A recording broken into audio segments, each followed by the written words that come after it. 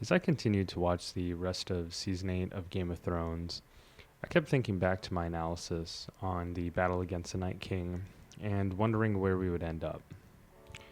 With the finale now over, there's nothing left to speculate, which is just another beginning in terms of thinking about the overall story and what it offers. The broader context that the season appears in, which is the social atmosphere of its audience, comes when biodiversity collapse is an active topic of discussion and a driving force of growing dissidence. For instance, UN scientists came together and recently released a report that states approximately 500,000 to 1 million animal species are currently at threat of extinction. The threats that we as viewers are confronted with in the show coincide with the growing realization that we face a similar web of existential crisis in the real world, that our societies and ways of doing things truly cannot remain the same for very long. In this video, I want to return to the threat of extinction, to see where it has left the people of Westeros, now that they are on the other side of it. In defeating an existential threat to humanity, they turn their heads to immediately fight another, suggesting that the real threat is other humans. The limits of rule. I want to start by going back to the Night King, since he is what was imagined most significantly as being the existential threat to humanity. He stands as this idea of an unimaginable force, since he does not care about life or living, and is completely unsustainable. The threat that the Night King brings forth is twofold. He threatens life itself, and in doing so, also threatens the persistence of rule, since if you do not have people, you cannot have rule. By helping to save humans in order to then rule over them, rulers are capable of being accepted as those who change the world of their subjects, which in turn justifies their continued rule over them. They can act as if they are suspending an aspect of their domination or rule, when they are only just more deeply inspiring it as an experience of nature. The horrifying and important thing about the Night King is that he does not care about sustaining life, even if it's his main source of power. If he gets what he wants, which is presumably to kill or rule over everyone in the world, there's a significant limit to his success. The second that he wins, he is left purposeless, and in a way, he is hurling himself towards his own demise, and even hoping for it in the sense that his demise is seemingly his only purpose. It's reasonable to believe that the Night King knew that he himself was capable of dying, and realized that his own rule has this limit. The rulers of Westeros also recognize a limitation to their rule, but theirs is a limitation of human power, whereas the Night King's limitation is actually in harnessing absolute power. His presence means that absolute rule must be established, but this results in the pointlessness of rule itself. The Night King demonstrates that you can never truly have rule, and so for as long as he exists, he is blatant evidence that true rule will always be just out of reach. As much as the Night King stands to represent death or the dead, as in army of the dead, he is also mortal in the sense that he and his army can be destroyed. What is dead may never die rings true here. I started to think about the way that I had been talking and thinking about the Night King in my previous analysis, in the explicit terms that he wants to kill all life or destroy the world. Is this exactly true? He might turn a dragon into a White Walker, but literally imagine how much larger his army would have been had he turned all the wildlife into White Walkers and had them assist in the attack. The idea of the end of the world becomes a little dramatic and is revealed of its anthropocentricness. The success of the Night King, and his inevitable demise from such, doesn't mean the death of all life, but the death of human rule, which is what maintains a concept of civilization. since we are presented something that is natural to these ways of life. The societies in the show represent humanity, where the foundational beliefs are held that humans are the world, and without them, there would be no world. It becomes more clear now what the Night King was fighting against. If he is fighting to destroy or dominate the world should be represented in what he destroys or dominates. If he were out to dominate life itself, you'd think that animals might be a part of that scheme. Yet they only occupy time when they can be specifically used against important characters, or against society's only significant defenses. His motivation and position must not be seen through death, but through humanity. He should be held just as liable and at the same level as Jon, Dany, Cersei, or whomever wished to rule over other humans, or who hold that system intact. He is their enemy as any of them are each other's enemy. The main difference is that he is the only one dedicated completely to his agenda of rule, which means that even though the Night King presents an existential threat, he is to the rulers first an ideological threat.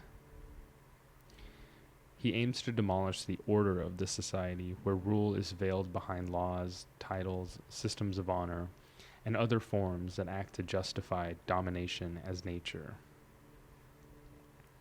He doesn't wish to expunge the idea of rule itself, but by attempting to treat it as truly absolute, as his only goal and as a part of his core being, he has exposed rule as being inherently incapable of absoluteness, and is in a sense then fighting for the eventual irrelevance of actual rule.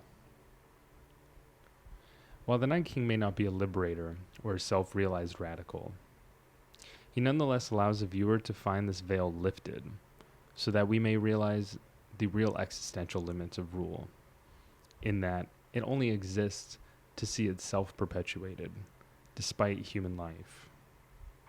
That it must treat human life as expendable, even in order to be itself. The problem with the Night King that everyone needs to solve is not a problem of death, but a problem of rule. If rule is committed fully to itself and to following its own goals, humans or any other life become insignificant. When this happens, we see that rule relies on the ongoing expansion of its own limits. In other words, to be able to eventually envelop everything within itself. This means that true rule can never be restrained or constrained. If it were to reach a fullness, its limit must dissolve or expand. It cannot remain full or even static, because what fuels it is expansion, and the ability to encompass all things that come into the world. We can easily see this by observing what rules a society abides by over time. That any time a boundary expands, it includes what was previously left outside of itself, marking a failure of its demarcation.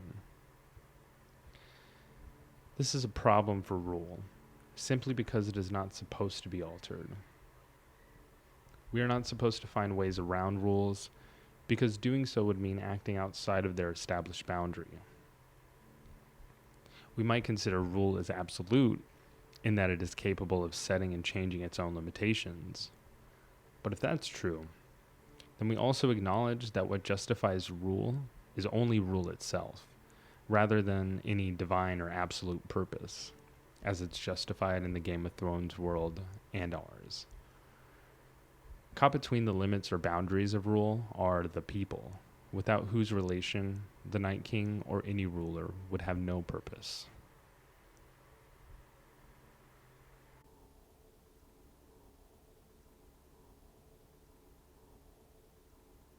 Mapping horizons of belief.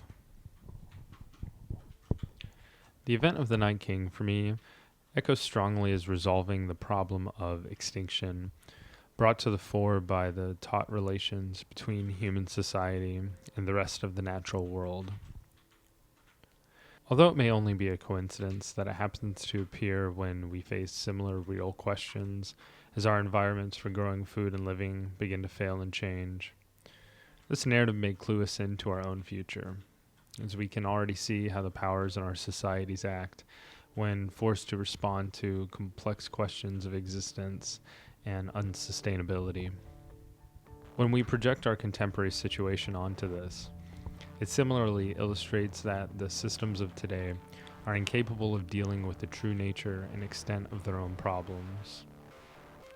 When these existential problems appear within the boundary of rule, it is not a true crisis for humanity, but is a crisis for the powers that dominate humanity and maintain the boundary. These or our systems would rather elude the core of what threatens their own stability, to instead hope for a miraculous victory so that they would not be forced to look inward and have revealed that what limits humanity aren't forces outside, but within. Instead of a Venn diagram to illustrate this, which I used in my first analysis, what might be more appropriate is a circle that contains all of the mortal agents within the show. As the Night King grows in power, he takes up more space within the circle. The space he takes up is representative of those he kills, since they are the ones who make up the rest of the circle. Eventually, it will become full and it must change its form entirely. But with what happened in the show, the circle never became full. He was killed before he could destroy the wheel or break the limits or boundary, which means that his volume in the circle was depleted, and now humans can reclaim the space that he previously dominated. The end of the show reinforces the fact that nothing was ever broken, destroyed, or defeated, just reset. Everyone who knew about the Night King saw that his success led to the real breaking of the wheel, which is the circle, or the container that they're all in, becoming completely dissolved or expanding so widely that its ends cannot be seen. The circle that contains them doesn't represent life, but represents a horizon of possibility, which is inexplicably linked to the possibilities set by the dominating worldview. The dominating worldview remains one where rulers hold natural dominion over others' lives, and to live without lords or ladies would be unthinkable. Everyone has their own sort of circle that is determined by what they view as possible within the world. But what's possible is always held up against what is realistically possible to the society they're in relation to. The wildlings, for instance, may have much different worldview than those in Dorne. However, they both are contained in the same larger circle, since they are both subjected to the rule of the Iron Throne. In this world, rulers are a part of nature, and honor is strictly defined and restricted. But systems of honor and rule are simply not universal. And the subtle tragedy that I pointed to in my previous analysis is that those in control are forced to confront this naked truth, to bend the knee to it, and to declare their own rule somewhat irrelevant for a time. The tragedy being that they only do so to keep from having to reveal the full extent of the truth to the rest of the world. That their rule is not one with the endless possibilities of life itself. And so their world remains in a circle, be it a little reshuffled. A circle does not exist by itself, because it is by definition isolated from a larger whole. This is why it cannot be considered as representing something absolute, such as life. A circle exists as a particular, and we as humans exist codependently among many particulars, like cultures, beliefs, and abilities. As a part of living, we depend on these particulars, and moreover, for there to be possibility for them. Since the Night King was only a detour, all of the choices and beliefs that led the fight against him were limited by the things they've held on to for thousands of years, and will now continue. They are yet guided by the desire to rule, to live by these strict and contradictory codes of honor, and are driven to keep these things intact. They move forward into a bleak and uncertain future without considering a world beyond what they know. The Night King is what makes the circle itself visible, by threatening all who wish to remain within its particular boundaries. To most of them, the circle is a wide and endless expanse that reaches beyond the cosmos. The continued existence of the Night King is seen as this endless possibility collapsing in on itself. And since the end result is the same across the board, it presents the rulers a perfect opportunity to redirect this partially universal struggle for life to their own particular struggle of maintaining dominion over the living. Everyone can see that the Army of the Dead's victory would mean the end. The only thing is that this end means different things to different people. To those with little power, what's being lost is the expanses of a world in which, to them, there is only possibility. They are facing the loss of possibility itself, which appears as the end of life. To those in power, it's not only a loss of life, but a loss of rule. To maintain a commitment to the world and their foothold on it, those in power must appear to see themselves as the only means of possibility. The Night King serves this layered purpose because what leads to the rally against him is the idea that humanity would be destroyed were he to win.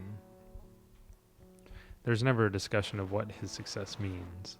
It is rather assumed and accepted, leaving out any visible alternative. People see the ends of the circle as the end of all things, since they see no possibility outside of the world they know. Those in power, however, know that this is a lie. They themselves are backed into a corner and forced to think and act outside of what they held as true and treated as remotely possible. Whether this sees the circle expand or dissolve at this point is irrelevant, because either view realizes the fragility of the circle itself and the power to dislodge it with enough will. Those in power shift the circle without ever leading the majority to realize it, because they're simply fighting for everything that is possible. So even if the majority of people look at this event as the end of the world, they do this when they fail to realize the bounds that are within. In the actual fight, what was so powerful to me was that for everyone, it seemed that this circle really was dissolved. That fighting for no purpose other than life itself was really the most free they've ever been. And it's exactly why it was so upsetting as the battle came to a close and we zoom out and realize that the borders haven't gone away, they've just moved.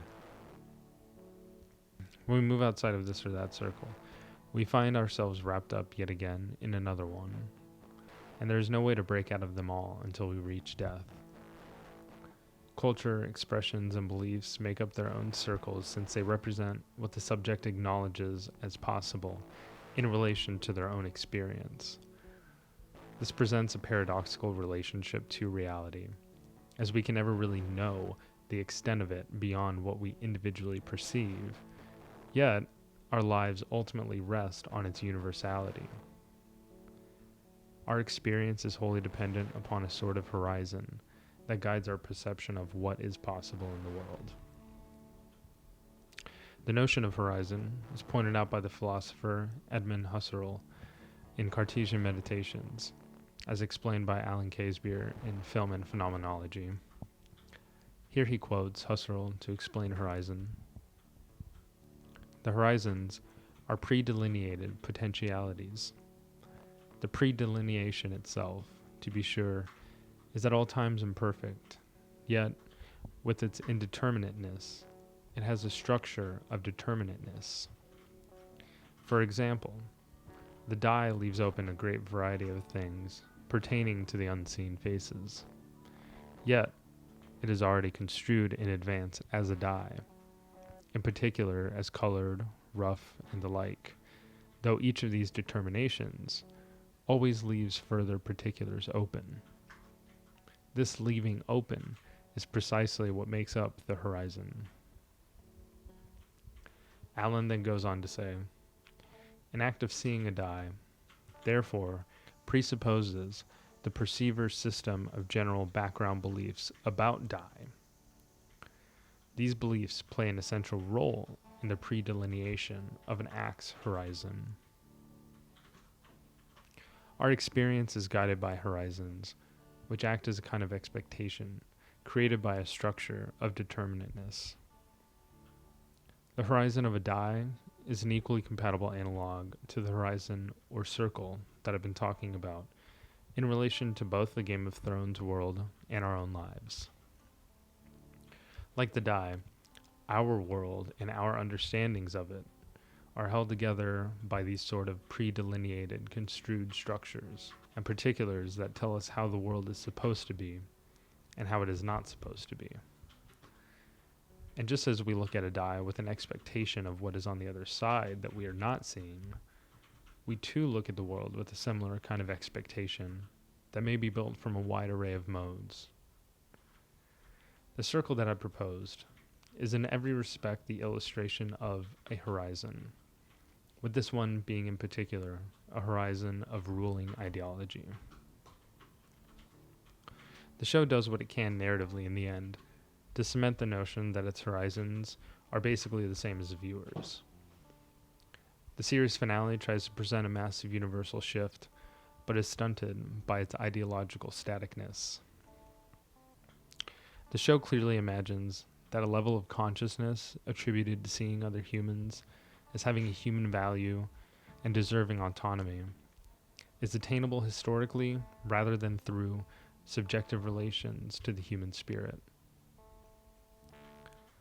The idea that we've only recently begun to see other life as valuable through the use of democracy is absurd when we consider the society in the pre- or non-colonial context, or when we see human value even as a political motivation. Democracy is not a fluid system of recognizing human needs and value. It is maintaining the dialectic of ruler and ruled, while endowing the individual with the responsibility and meaning that masks the horizon it maintains. This is what is so evident in Sam's mentioning of democracy, and the other noble people's laughter as a response. Like the presence of the Night King, this moment is nothing more than a glimpse of the very circles or horizons they occupy, and the fact they seemingly wish to remain in them. A medieval feudal-like system approaching the notion of modernity by joking about democracy plays as such an anachronism if we assume that our systems of today are at least mostly correct, just, natural, or the result of our place in an evolutionary process that we call history. The idea that human value is more realized now because of our so-called modernity is honestly the more cruel and humorous stance told by the scene. The joke basically relies on the belief that our systems of democracy and free market capitalism are one with the edges of possibility and the boundless expanse of the cosmos. And just as with rulership, it sees no possibility of alternative. It is its own horizon.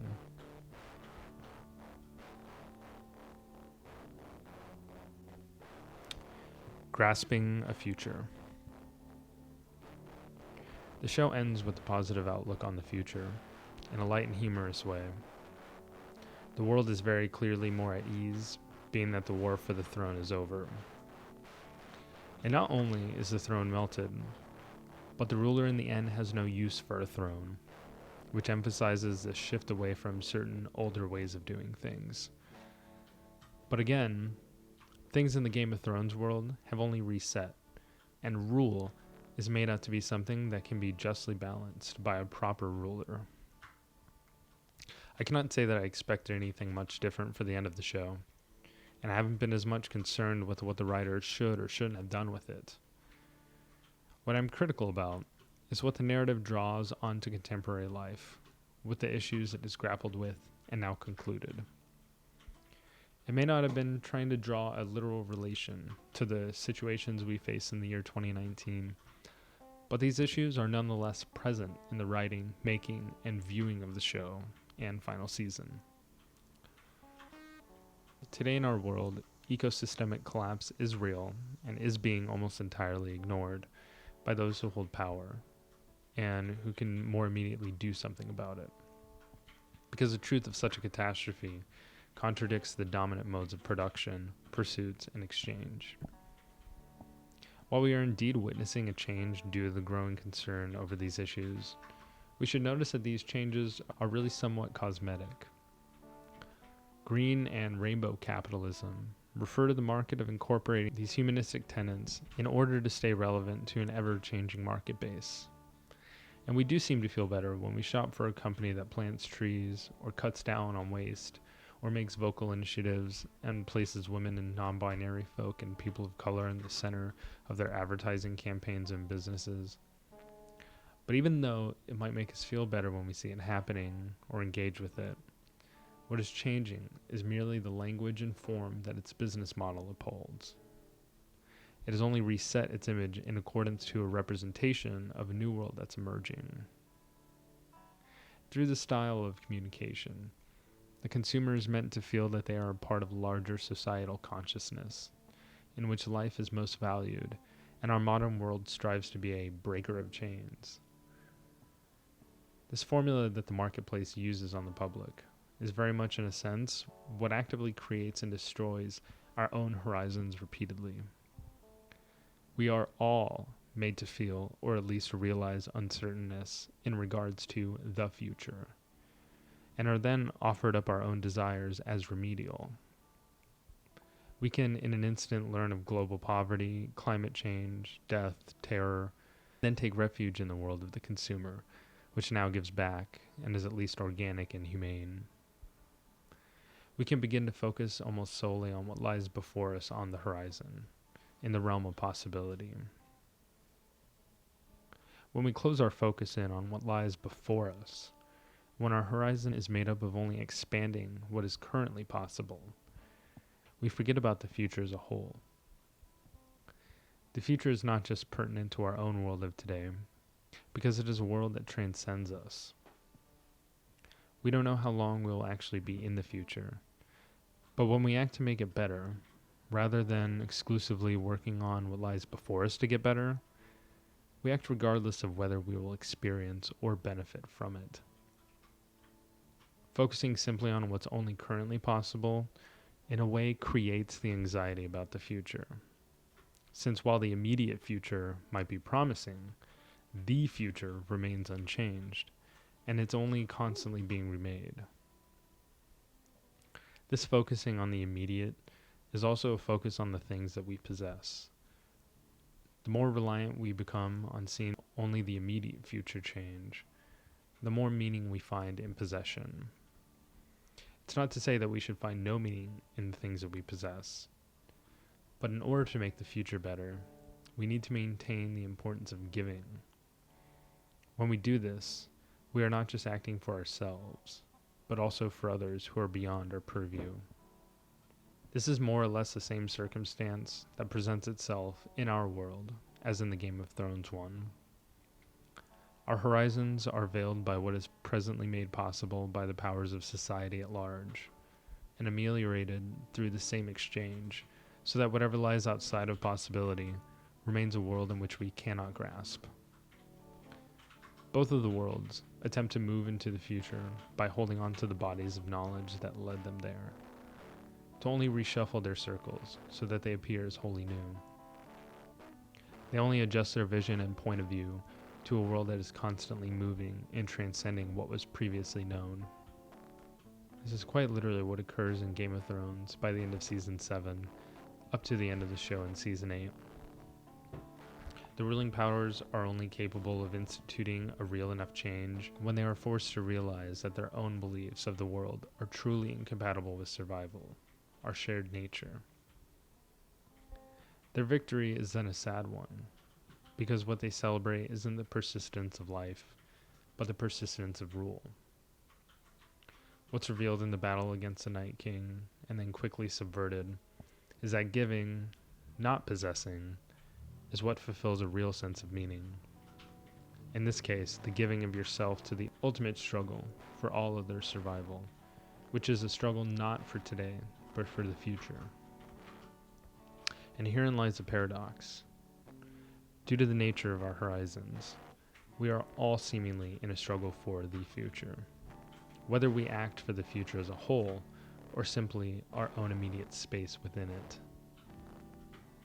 This is not a fault of our own internal reasoning, but is a rationale that's impressed by the system, which larger powers exist to recreate. It's not difficult to see how our daily lives and attitudes exist to recreate this construed future. For a majority of us, the conditions governed by this future are not known as optional or present very many choices, whereas for another, the experience of choice and belonging exists as preconstrued. So if you end up rolling 2 dice that add up to different numbers, why would you be surprised when the numbers don't match? Even if we're caught together in the same limited view of the world, our outlooks on the possibilities in it may be vastly different. We're always going to be individually doing the right thing to ourselves, even when that acts in or perpetuates a way that is entirely inhumane. Sharing some sense of horizon is important, because this is how we understand others' boundaries. We should never be expected to see things exactly in the same way. But what does it mean to act towards a future that limits the future of others? Towards a way that forces every other being to adopt a limited view of their own future. It can be no more clear that while this supposed view of the future can be called such, it in action contradicts the very thing it appears to represent by acting only for itself.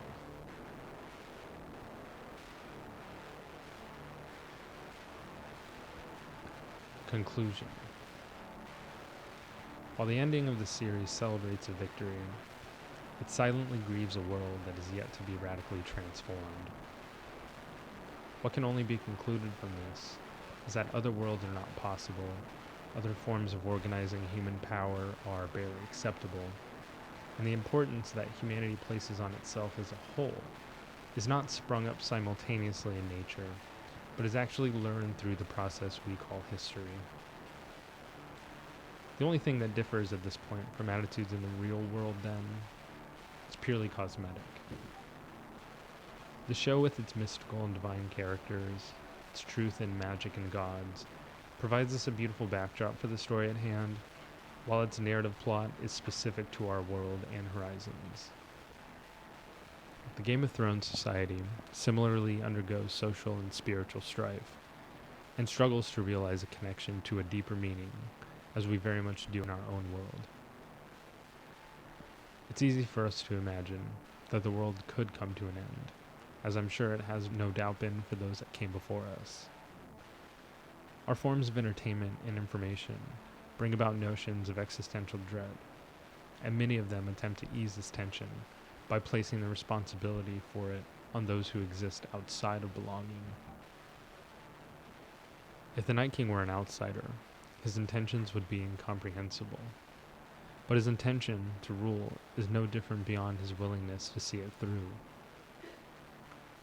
He threatens everything that maintains the horizon of society, and in that way represents the necessity of radical change.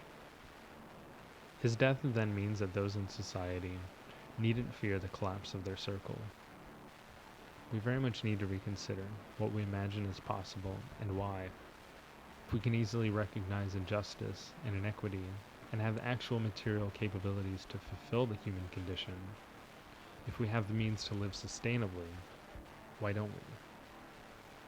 When we give excuses to why we don't act in the interest of all life, we are content within a horizon of possibility that will never see the thriving of humanity at large, but possibly only a select few. The problem is that this is not presented to us as a choice.